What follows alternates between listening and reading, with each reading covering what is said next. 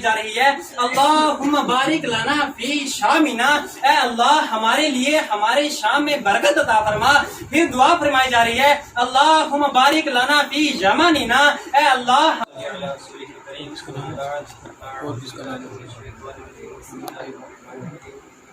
قال رسول اللہ صلی اللہ علیہ وسلم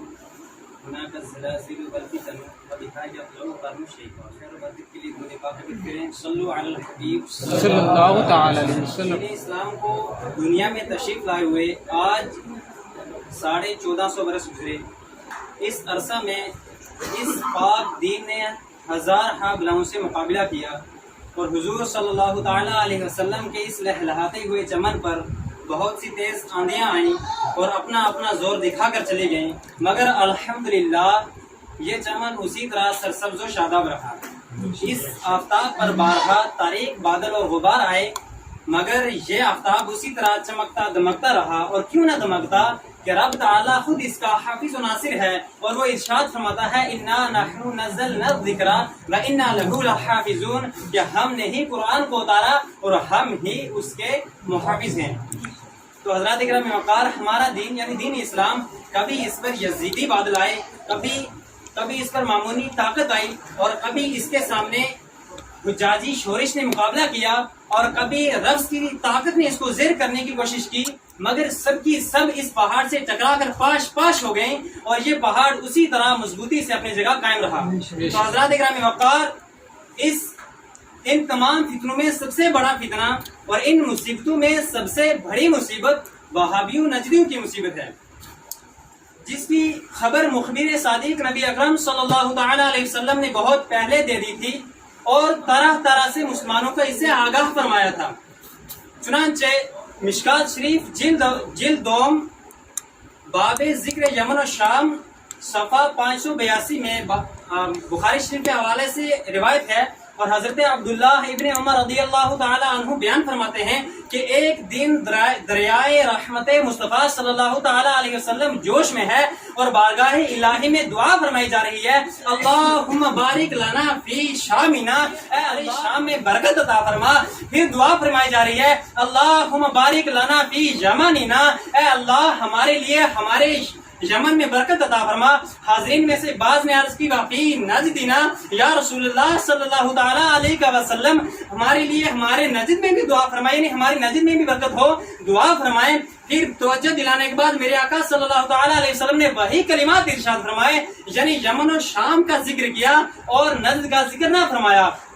پھر حاضرین نے عرض کیا رسول اللہ صلی اللہ علیہ وسلم واقعی نجدنا، یعنی یا رسول صلی اللہ علیہ وسلم نجد کا بھی ذکر فرمائیں، نجد کے لیے بھی دعا فرمائیں۔ آقا صلی اللہ علیہ وسلم نے 3 مرتبہ یمن و شام کا ذکر فرمایا، نجد کا ذکر نہ فرمایا۔ آخر میں آقا صلی اللہ علیہ وسلم نے ارشاد فرمایا ہناک الزلازل والفتن وبها یطلع قرن الشیطان، کہ وہاں تو زلزلے اور فتنے ہوں گے اور وہاں تو شیطانی گروہ پیدا ہوگا۔ حضرات اکرام وقار، اس حدیث مبارکہ سے یہ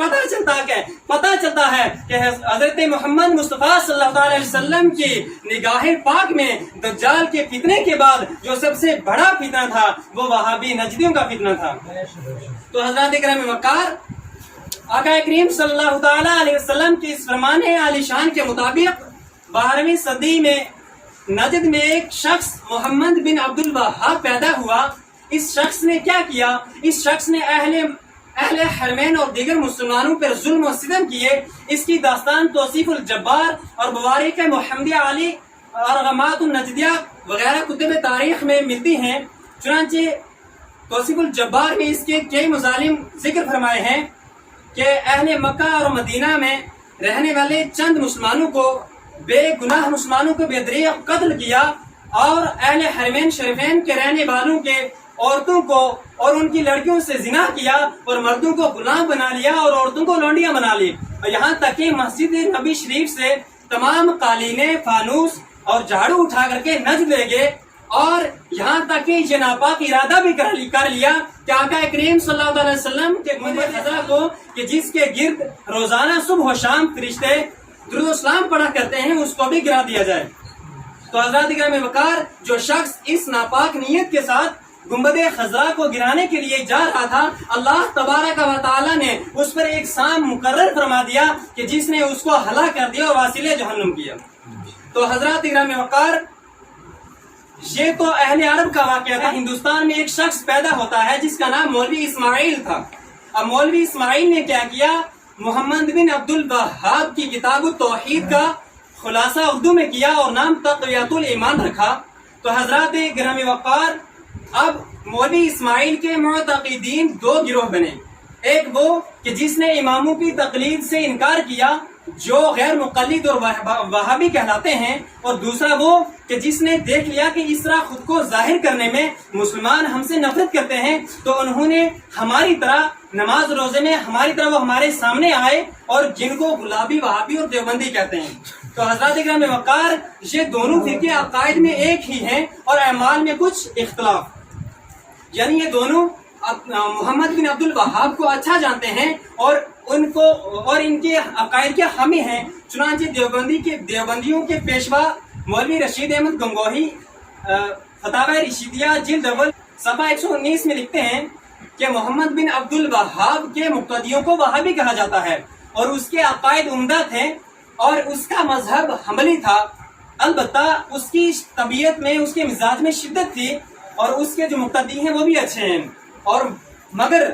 جو حد سے تجاوز کر کے ان میں فساد آ گیا، اور ان کی جو عقائد ہیں سب متحد ہیں، مگر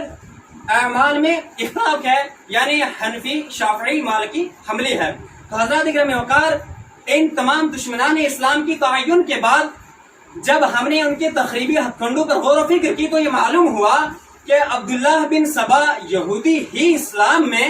شیعیت کا موجد و بانی ہے۔ تو حضرات گرامی وقار، یہ جو شیعیت ہے یہ دراصل یہودی تحریک ہے جو اسلام کے نام پر امت مسلمہ کو باہم متفرق اور ٹکڑے ٹکڑے کر کے اس کا وجود ختم کرنے کے لیے ایک سازش کے تحت برپا کی گئی تھی۔ تو حضرات گرامی وقار، یہ شیعیت آج بھی، اور دوسرے لفظوں میں یوں کہیں کہ یہ یہودیت مسلمانوں کی صفوں میں موجود گمراہ فرقے جو اہل حدیث اور عامل بالحدیث کہہ کر کے مسلم عوام کے دینی جذبات کا استحصال اور قرآن و سنت سے